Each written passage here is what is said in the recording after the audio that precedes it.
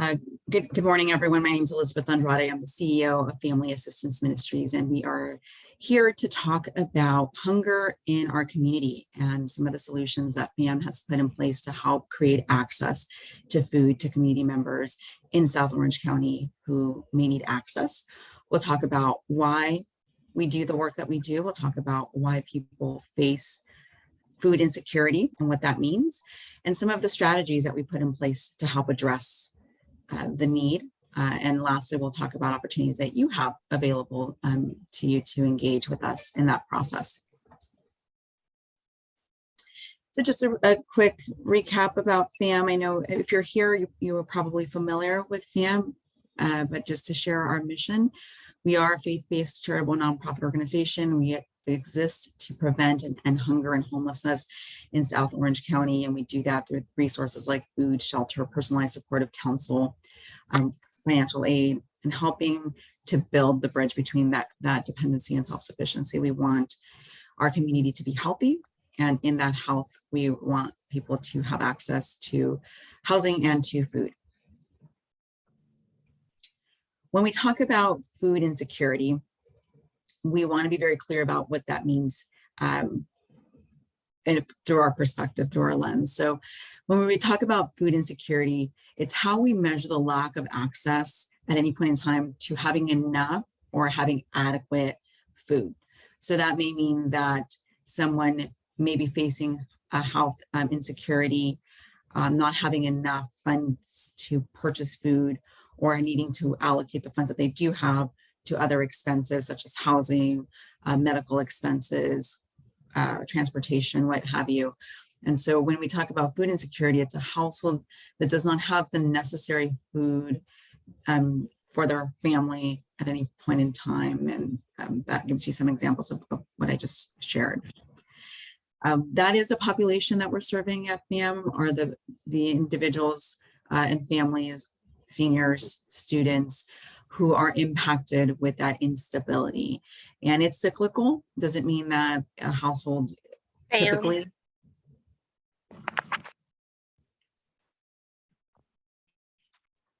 doesn't mean that a person in their household will typically experience a consistent food insecurity.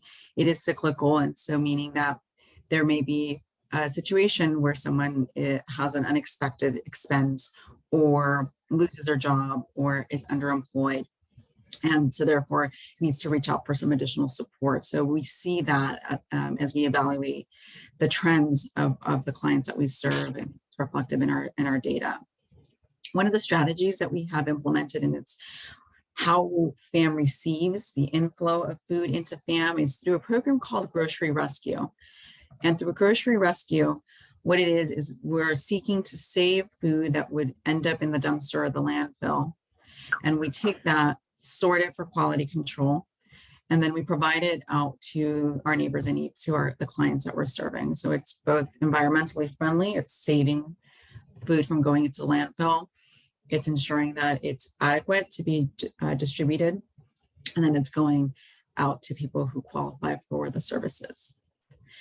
Because we are in the summer months now, and the students are getting out of school or have ended their school year, I want to touch on a term that we use internally, and one that you may hear in the media, and that is summer hunger. And we know that 45% of students in Orange County qualify for free or reduced lunch while they're in school.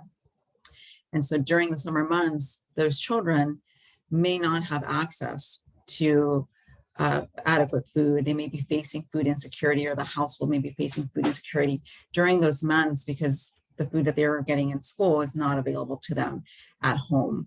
And part of the goal that we face every year is how do we develop enough resources on hand to meet that demand of the summer months, and the summer months being June, July, and August until the children go back to school. We partner closely with the school districts in our South Orange County region, and we are the preferred agency for Capo Unified, where the school liaisons work closely with the schools, the parents whose children receive free or reduced lunch, so that they have that warm handoff for the summer months, that those parents know where to go and how to access those resources so that children don't go hungry and that families don't need to allocate resources, putting them in situations that would not support stable and sustainable living. So meaning that they don't take from allocated funds to pay their utilities or their rent to pay for food, that we want everyone to maintain all of their expenses and pay them on time, even during the summer months where we see expenses in the household may increase. I want to talk a bit about our approach. Although we are talking about food and how we provide food, it's so much more in our approach than just the food. And the food is important and it meets an immediate need for that household. At FAM, we see food and our food services as an invitation for people who are experiencing hardship. And it's oftentimes the symptom of instability, not necessarily the root cause. The root cause could be being unemployed, being underemployed. The expenses are too high given their income. Their income is low given their expenses. So there's a lot of economical opportunities to support a household in gaining access to long-term sustainability. And that's what we strive to do, is we strive to provide that immediate need, gain the trust of the household, and continue to work with that household to ensure that their needs are being met. And this is a quote from one of our case managers. Case management, if you think about that relationship, you think about getting to know the situation of a household, of a family, hearing what those needs may be that are causing them to come to FAM to receive services. And our approach in doing that is to build that trust in that relationship so that we can understand their situation to the best of our ability and then connect them to the resources. So a connection could mean direct referral to mental health services. It could mean budgeting support. It could mean financial literacy along with that, and employment coaching, so that they are able, the household is able to gain access to the appropriate resources so that they can maintain on their own and no longer need to come to FAM. We measure success with how many people are able to stably sustain themselves without FAM. So this is a quote that says, "I find it an honor to walk alongside people during one of their most vulnerable times in life." It just goes into sharing about the strengths that each person has, maximizing on them and their potential, and being shown over and over again, working as a FAM case manager, that life is truly a journey together. And that is the philosophy that we share at FAM, and the goal and desire for every household that comes to us is that we're able to support them in their journey, and identify and build on their strengths, because we all have them. Okay, a bit about how food and housing interrelate. We've talked about FAM existing to prevent end hunger and homelessness in South Orange County. And when we talk about housing and the cost of housing, we talk about people meeting that commitment, meeting that commitment of rent on time, and being able to sustain that. And oftentimes when households come to us, when families come to us, and they're experiencing a hardship, what they may be looking for is support with paying rent. And although that is one of the services that we offer, oftentimes we can provide food and resources and toiletries that offset the cost and that they would have spent on them, and then they can apply that resource to housing. So we see food provision closely aligned with people being able to maintain and prevent them from maintaining housing and preventing homelessness. So this is a strategy that we implement. It's one of our foundational strategies that we've implemented at FAM over the last 23 years, and one that has continuously proven to be successful.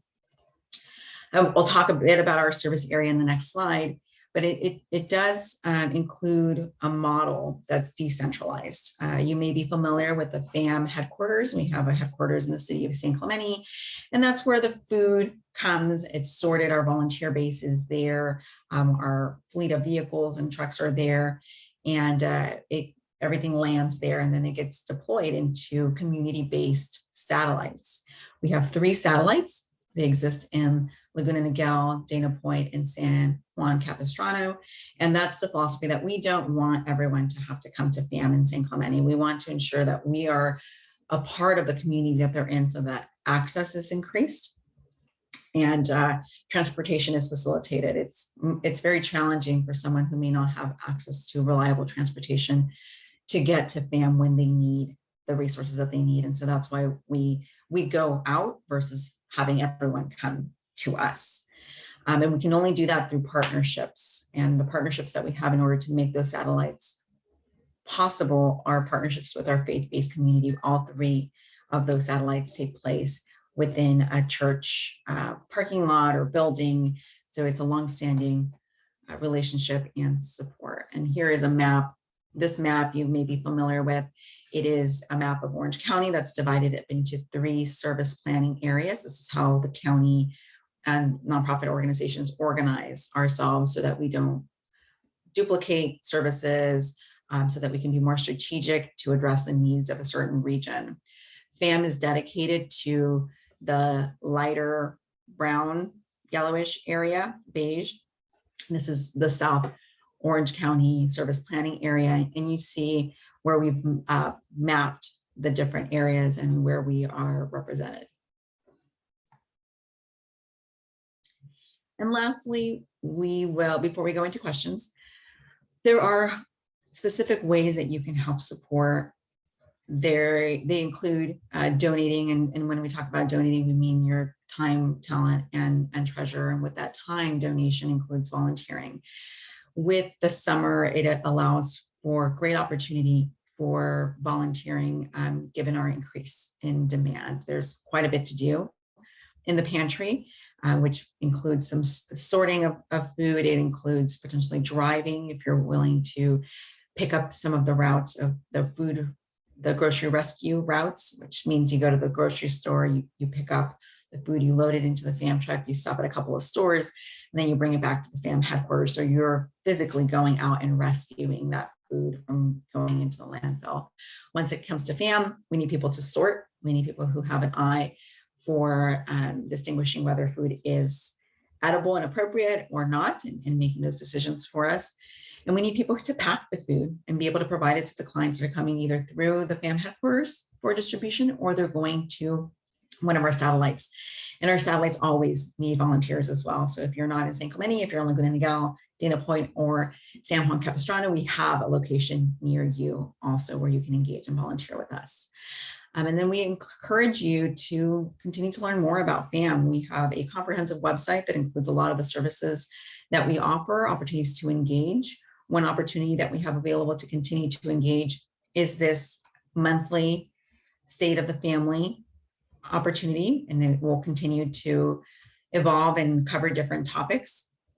And then we also offer 2 scheduled tour opportunities. If you have not been to the San Clemente headquarters space, we invite you to come and to take a tour.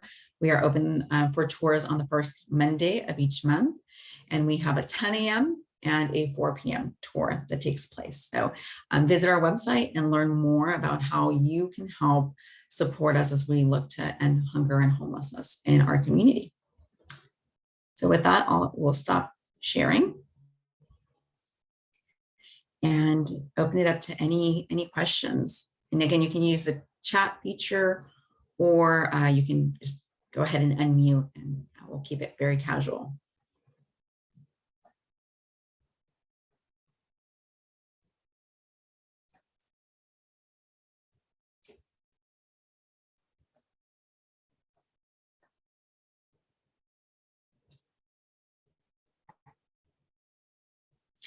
I'll start it off with one of the questions and give you all an opportunity to take a minute to think about a question. One of the questions that we often receive is, how do people hear about FAM and the resources? How do people get connected? And we have a variety of partners who provide us with referrals. They include the schools, as you heard me mention earlier. Our faith-based partners are a large source of referrals for us as well. We're listed on the 211 information line. So 211 is, imagine 411, but for social services. So if I was facing a hardship or needed a resource, I would call 211. They would ask me what region of the county I find myself in and what resources I'm looking for. And if somebody says that that they're in the South Orange County region and they need access to food or any type of support with housing, then FAM would be one of the referral agencies that comes up. And then they would call the FAM the front desk line or go on our website and contact us in that way. And then they would be matched to a case manager.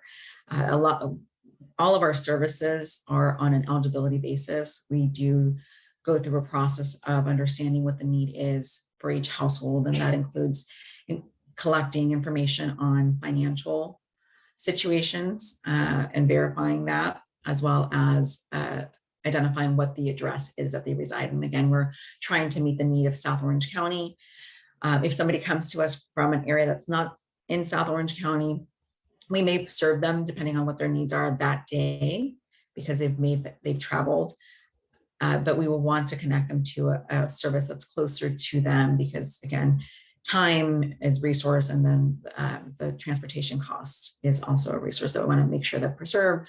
And so we work to build strong partnerships with similar agencies in other parts of the region so that we can make those good referrals when the time comes. I see a question about what is FAM recommendation for encountering homeless families outside stores. That's a great question. Right, yeah, giving cash. How do we best connect them to FAM?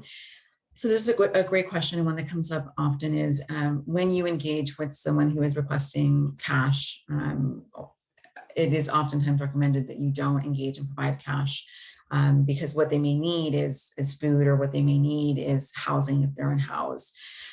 FAM is available as a resource for those engagements. If you're having a conversation with someone or someone is asking you for a resource, we do offer business size cards that include all of the FAM information and the type of resources along with our satellite locations.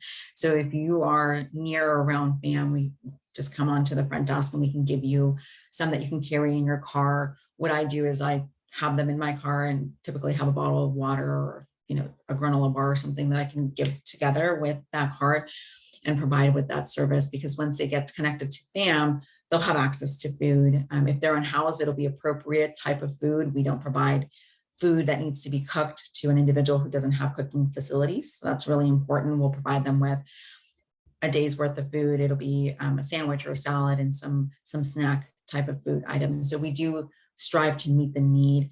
And so that would be a resource. You can always give them, just take our phone number down and give that to them. Or if you're, depending on the level of engagement and comfort that you have in that situation, you can always just call us as well from your phone and just create that bridge and that connection point.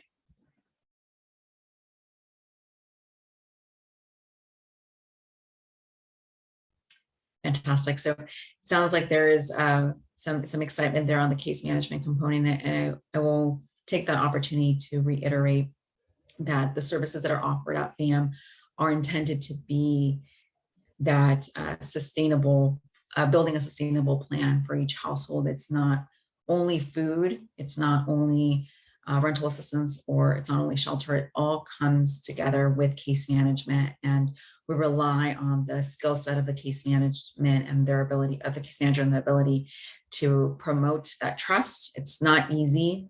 We know that it's not easy for people to ask for help, for any of us to ask for help. And so we want to treat people with dignity and respect, and look at the situation with them through a strength-based lens, identifying what's worked. How do we build off of what's worked versus focusing on what may not be working currently, and knowing that this is a season and the goal is to end that season as quickly as possible so people can get back on their feet. So another question is, how has our funding by the faith and philanthropic organizations held up through COVID? We were very, I'll say, we were an in-demand service. When we think about the pandemic, we think about the healthcare needs, absolutely, and then the other basic needs that were critical during the pandemic months, especially at the peak. And we think about housing and we think about food. And so we were extremely relatable when people looked to provide funding to help support the situation of those who may have been struggling at a different level. We saw that private funding came in at a level that we had not expected. So we were surprised at the level of funding and generosity that came through during the pandemic, which allowed us to meet the demand that we saw. We saw over 100% increase during COVID in the number of people who were reaching out, requesting support. I'll mention also 94 cents of every dollar that's donated to FAM goes directly back out to their services that we're providing, whether it's food or housing. And so it allowed us to continue with that. So I'll say in short, the funding that came in allowed us to effectively meet the need of the increase that we saw. So it held up well. Okay. And being mindful of time, I'll go ahead and stop the recording and I'll stay on for a couple of more questions afterwards. But because this is recording, thank you all who are watching this after the fact. We invite you to participate live with us. We are doing the State of the Family, which takes place every second Friday via Zoom, and it allows for this continuous interaction. So we look forward to seeing you at next month's State of the Family. Thank you.